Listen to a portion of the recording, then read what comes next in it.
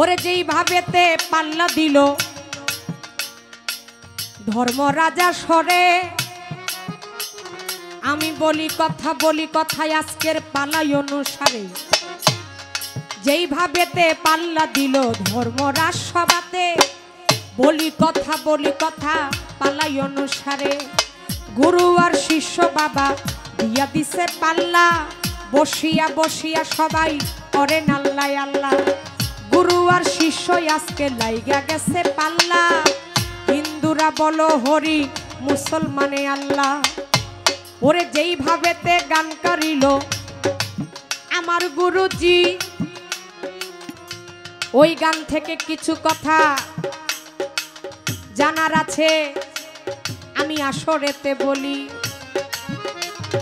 আমি এই গানের বাইরে বাবা কোনো কথা রাখবো না, গান থেকে দুই একটা কথাই আমার মনে জানার জন্য অনেক বাসনা। মুর্শিদের দরবার ভক্তের কাবাগর,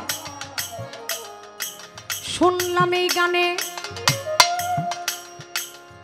এইখান থেকে একটু কথা শুনবেন আপনি আসরে বসে বসে।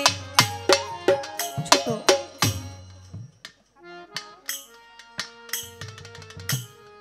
বাবা মুর্শিদের দরবার ভক্তের জন্য সেটা কাবা স্বরূপ।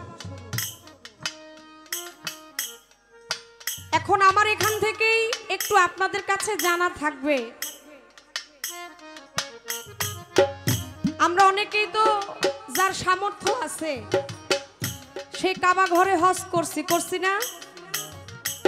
হয়তো এখানে দুই একজন খুঁজলে পাওয়া যাবে, কিন্তু আমি হাত তুলেন আমি এইটা বলবো না, কারণ এটাতে অনেকেই খুশি হয় আবার অনেকেই বেজার হয়। অনেক জায়গায় কয় দেখ সে হাজি মানুষ হইয়া সে গান শুনতে আইছে, এরকম বলে না বাবা। এই জন্যই আমি আপনাদেরকে একটা কথাই বলবো, এখানে আমরা অনেকেই আছি যারা হজ করতে গিয়েছি বা আমরা যারা হাজি, আমার একটু জানার দরকার দয়াল মুর্শিদের বাড়িটা আমার জন্য কাবা স্বরূপ, কিন্তু দেখা যায় আমরা যখন ওই সৌদি আরব দেশে ওই কাবা ঘরে যখন আমরা যাই, কাবা ঘর তোয়াফ করতে গেলে আমাদের কিছু কর্ম থাকে, যেই কাজগুলোর মাধ্যমে আমাদের হজটা স্বয়ং সম্পূর্ণ হয়। যেমন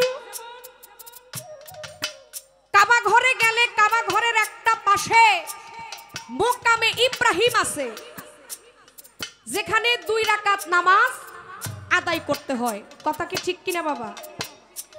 এর পাশে আসওয়াব নামক একটা পাথর আছে, যেই পাথরে চুম্বন করতে হয়। আবার এই কাবা ঘরটা ওইখানে 7 বার চক্কর দিতে হয়। কি এগুলো হচ্ছে আমাদের ওই কাবা ঘরের নিয়ম অনুসারী। তাহলে মুর্শিদের দরবারটা যে ভক্তের জন্য যে কাবার সমতুল্য, সেটা যে কাবা ঘর।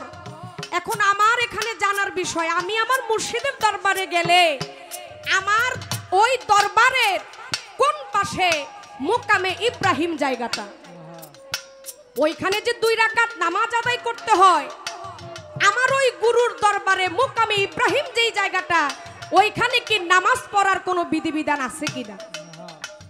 যদি বলেন হ্যাঁ আপনার ওই গুরুর বাড়িতে ওই কাবা ঘরে আপনার নামাজ পড়ার বিধিবিধান আছে, তাহলে আমি সেই নামাজটা কিভাবে আদায় করব? আর আমরা কাবা ঘরে যখন যাই, যখন ওই আসওয়াব পাথরে যখন আমরা চুম্বন করি, আমরা জানি আমাদের গুনাহ খাতাগুলো আল্লাহ পাক মাফ করে দেয়। এখন মুর্শিদের দরবারে গিয়ে আমি কোন জায়গায় ওই আসওয়াব নামক যে পাথরটা, আমি পাথরটা কিভাবে চিনবো? এটা কোনটা ভাববো, কোনটা ভাইবা আমি ওটাকে চুম্বন করব? আর এখানে ওই যে ওই কাবা ঘরটা 7 বার চক্কর দিতে হয়। আমার মুর্শিদের দরবারে কি ওই রকম কোনো সিস্টেম আছে কিনা? হ্যাঁ, আপনি আপনার মুর্শিদের দরবারে গিয়েও ওই কাবা ঘরটা আপনি এতবার চক্কর দিবেন।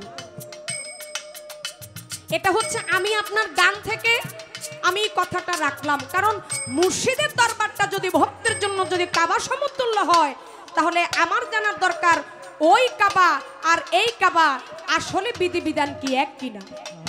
যদি বলেন ওই কাবার সিস্টেম একরকম আর এটা যদি আমার কাবা হয়ে থাকে, নিশ্চয়ই কাবারও কিছু নিয়ম অনুসারী আছে, যার জন্যই আপনার গান থেকে আমার এই কথাটা, আমি এই জন্য কথার লম্বা চূড়া করলাম না।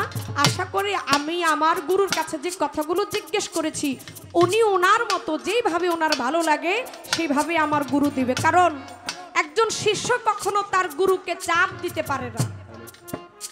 আদবের সহিত বিনয়ের সহিত গুরুর কাছ থেকে কিছু জানার বোঝার থাকে, তাই আমার যেন কোনো ব্যবহারে আমার গুরু যেন কষ্ট না পায়, তাই আমি আবারও ক্ষমা চেয়ে নিলাম। গুরুর যেন মন থেকে একটু এই শিষ্যের প্রতি যেন দয়া কৃপা।